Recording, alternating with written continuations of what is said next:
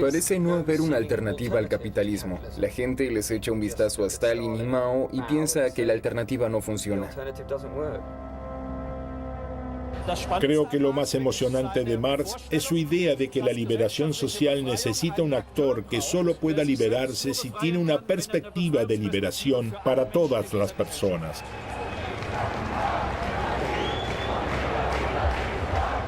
Karl Marx, filósofo, periodista y economista, no parece haber perdido actualidad a 200 años de su nacimiento. En la era de la globalización, la crítica al capitalismo y el debate sobre la desigualdad social han vuelto a encenderse. La revolución industrial es el tema central del siglo XIX. Cambiará radicalmente la vida de las personas gracias a inventos innovadores, pero también con condiciones de trabajo desastrosas en las nuevas fábricas. Los levantamientos de la pobreza conmocionan a muchos países de Europa. Marx pasó su infancia en Treveris. Su padre, abogado, no puede ejercer más su profesión en Prusia por ser judío. Por eso la familia se convierte al protestantismo. A los 19 años de edad, Karl Marx comienza a estudiar Derecho en Bonn, pero un año después se cambia a Berlín. Comienza a interesarse por la filosofía y finalmente se aboca totalmente a ella. La confrontación con el filósofo Hegel y su doctrina de la dialéctica sienta las bases de sus teorías futuras. Según el análisis posterior de Marx, la industrialización produjo un nuevo sistema económico, el capitalismo, y una nueva clase social, el proletariado. Esta nueva clase se liberaría inevitablemente de su opresión y daría origen a una nueva sociedad por medio de una revolución. Sin embargo, la revolución tardó en llegar. Sucedió mucho después de la muerte de Marx y justamente allí donde menos lo hubiera esperado, en la por entonces retrógrada Rusia y con el revolucionario de Lenin a la cabeza.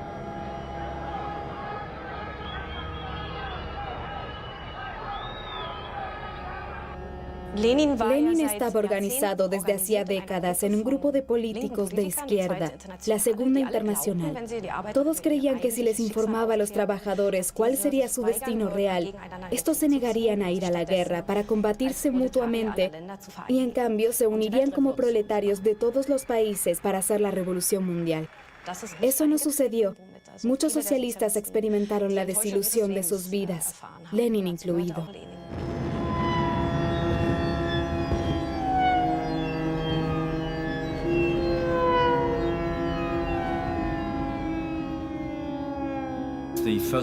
La Primera Guerra Mundial fue la primera guerra total. Es decir, que no solo se movilizó el ejército, sino toda la población civil. El sistema zarista no se lo pudo permitir. Los alimentos empezaron a escasear cada vez más. El único partido que intercedía claramente por el fin de la guerra era el partido bolchevique. Durante el surgimiento de ese sentimiento antibélico, Lenin les exigió a los bolcheviques que tomaran el poder en nombre de los soviets, es decir, de los consejos obreros. A menudo se dice que Marx era determinista porque creía que el socialismo inevitablemente surgiría de las contradicciones del capitalismo. Por el contrario, Lenin era más bien voluntarista. Para él la voluntad era decisiva. No creía que el capitalismo por sí solo provocaría la revolución. A partir de eso, Lenin desarrolló un concepto muy especial del partido, según el cual los revolucionarios profesionales liderarían las masas. Sin Lenin, no hubiera existido la revolución bolchevique.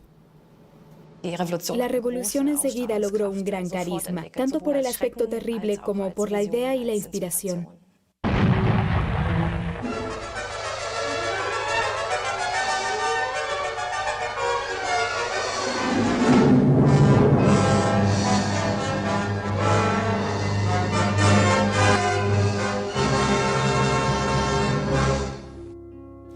Lenin esperaba que los trabajadores alemanes siguieran el ejemplo de los rusos y que ambos países comenzaran la revolución juntos. Así se podrían superar los problemas de pobreza extrema y el subdesarrollo social y económico de Rusia. Durante los primeros años, Alemania desempeñó una función clave desde la perspectiva de los bolcheviques. Rosa Luxemburgo y Karl Liebknecht fundaron la Liga Espartaquista en respuesta a lo que sucedía en Rusia y con la esperanza de que también en Alemania la población insatisfecha, cansada de la guerra y los costos ocasionados, pudiera organizar un cambio radical de régimen. Lo intentaron 3 veces y fracasaron, no porque su estrategia fuera mala, sino porque se enfrentaron a un adversario mucho más fuerte.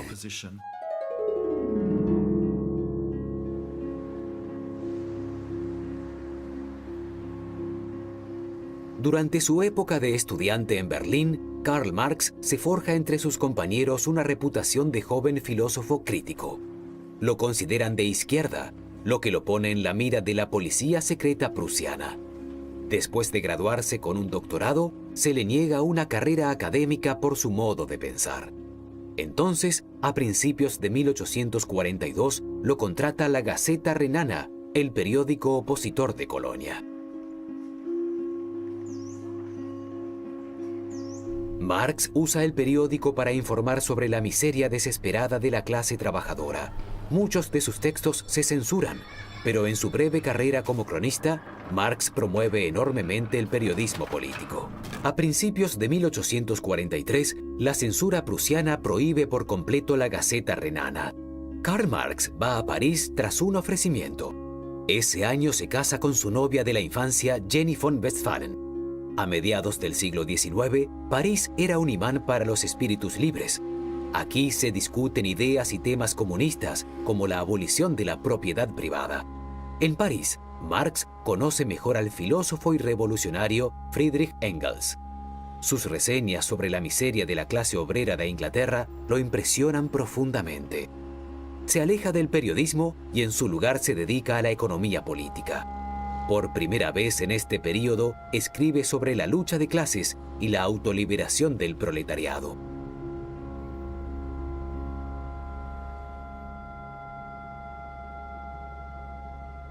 Formalmente en la sociedad civil, todos los miembros son libres y tienen los mismos derechos. De hecho, los proletarios solo pueden elegir a quién venderle su trabajo, es decir, con qué cadenas atarse. Si bien al trabajador se le paga por su trabajo, no produce cosas para su propio beneficio, sino para el beneficio del empleador. Produce el grano para el molino de otro. De esta forma, se encuentra en un círculo vicioso. Su capacidad de trabajo hace que la propiedad privada de los capitalistas aumente constantemente, lo que desemboca en una explotación aún mayor. Toda la sociedad se divide cada vez más en 2 grandes grupos hostiles: la burguesía y el proletariado. Comencé a leer a Marx cuando tenía 18 años.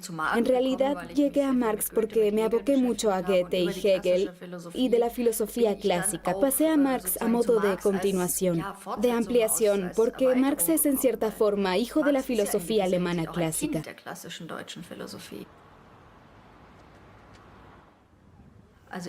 Creo que anticipó muy bien esta concentración de capital, que el capitalismo no es simplemente una economía de mercado, sino por el contrario, que tiende a unidades empresariales cada vez más grandes. Y al final también elimina la productividad. Eso es lo sensacional de su desarrollo, por así decirlo. Y eso es algo que hoy tenemos en muchas áreas. 4, 5 grandes empresas dominan el mercado. También lo comparten en cierta medida y ya no están tan orientadas a la innovación como a menudo se le atribuye al orden económico actual. En 1845, Prusia le exige a Francia la extradición de Karl Marx. Por necesidad, escapa a Bruselas con Friedrich Engels a su lado. Quieren prepararle el terreno a un partido proletario y para eso se contactan con Wilhelm Weitling, que en 1836 había fundado la Liga de los Justos. Marx y Engels logran rebautizarla como la Liga de los Comunistas y reciben la orden de escribir la plataforma política del partido.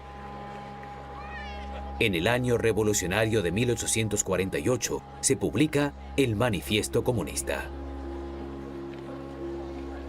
Un fantasma deambula por Europa, el fantasma del comunismo. Las potencias de la vieja Europa se han aliado para perseguir a ese fantasma. que las clases dominantes tiemblen ante una revolución comunista. Los proletarios no tienen nada que perder excepto sus cadenas. Tienen en cambio un mundo que ganar. Proletarios de todos los países, unidos. Para ser fuerte contra el capitalismo, el proletariado de hoy debe estar mucho más unido a nivel internacional. Comprobamos que la cuestión ecológica y los grandes problemas sociales y éticos del mundo nos llevan a una sociedad diferente. Esto es lo genial de Marx. Comprendió que las contradicciones de este sistema evolucionarán de tal manera que habría que pensar en una forma de superarlo.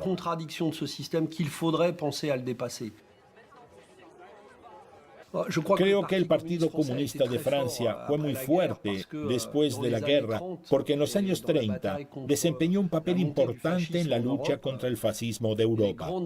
Muchos avances importantes en lo social y económico están marcados por el comunismo, sobre todo el seguro social, que se introdujo en 1945 gracias a un ministro comunista. Creo que el eurocomunismo fue clave en la década del 70. El eurocomunismo surgió cuando los partidos comunistas europeos entendieron que el sistema soviético estaba agotado. El eurocomunismo se desarrolló en Europa Occidental en el contexto de la Guerra Fría. El nuevo socialismo había de ser independiente de la doctrina soviética y estar legitimado democráticamente. Esta idea encontró admiradores fervientes en muchos países, sobre todo en Italia y Francia.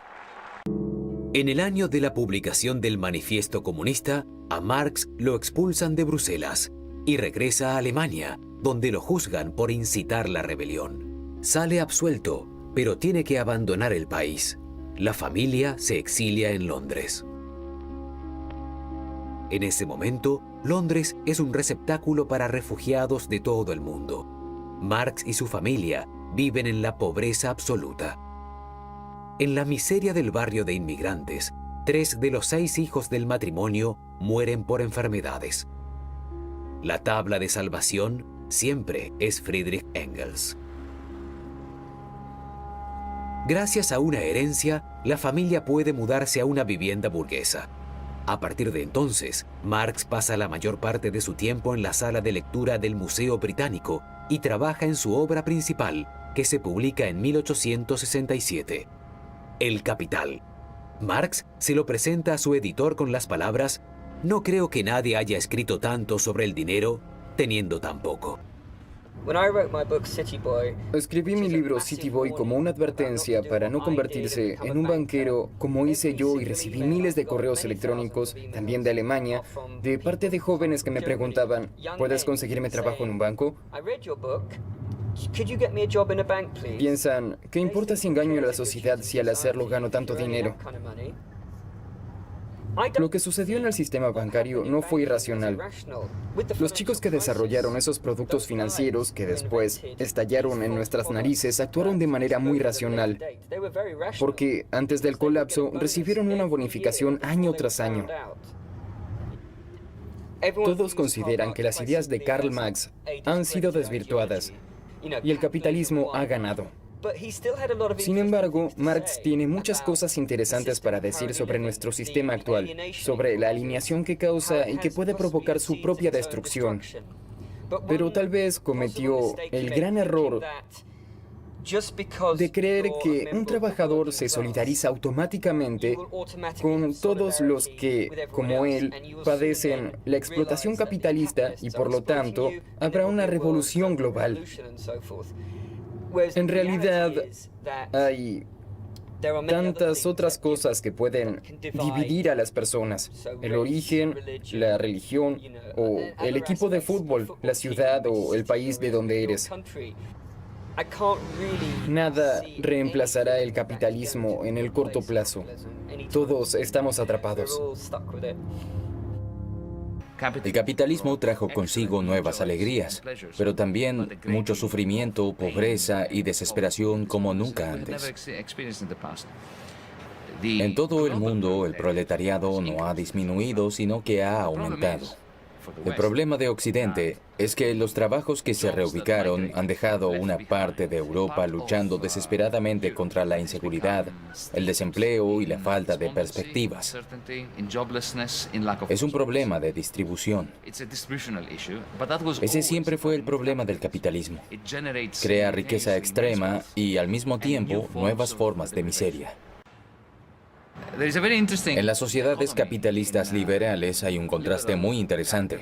La política funciona democráticamente, mientras que la economía funciona de forma jerárquica y de acuerdo con reglas feudales.